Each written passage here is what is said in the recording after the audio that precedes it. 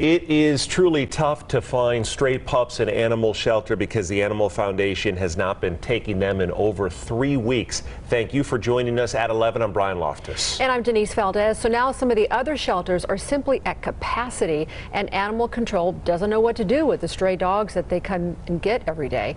Ryan Matthew joining us now in studio with how this continued closure is impacting all of us. Yeah, Denise, Brian, the Nevada SPCA, for example, they typically do not accept stray dogs. They would normally direct the people to the Animal Foundation, who has the government contract to take care of them. But 3 weeks after a virus outbreak closed all dog intakes and limited dog adoptions, getting a man's best friend reunited is hard. Finally get the dogs, 2 big dogs, friendly but all over the place. Annie Labonsat's drive to work Sunday took a turn. Puppies. She found these 2 dogs with no collar and no chip. But when she called Clark County Animal Control, Animal Control said there's really nowhere you can take them.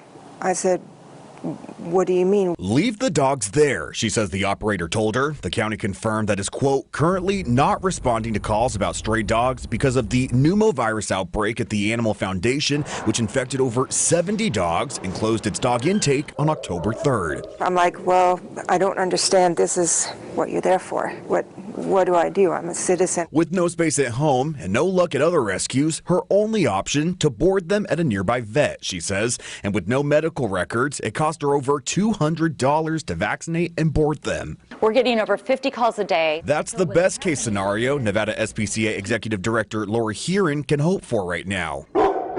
With space for 250 animals, she says they've been over capacity for weeks, going as far as taking in this dog after Metro Police arrested its owner and didn't know where to shelter it. A small staff facing a huge crisis. And that we are overwhelmed, and it can't continue. It's not sustainable. We need to start getting some answers about when they're going to reopen and what the solutions are going to be.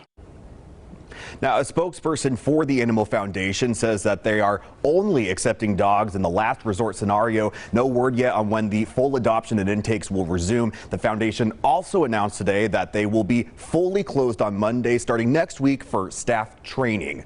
Reporting live here in studio, Ryan Matthew, 8 News Now.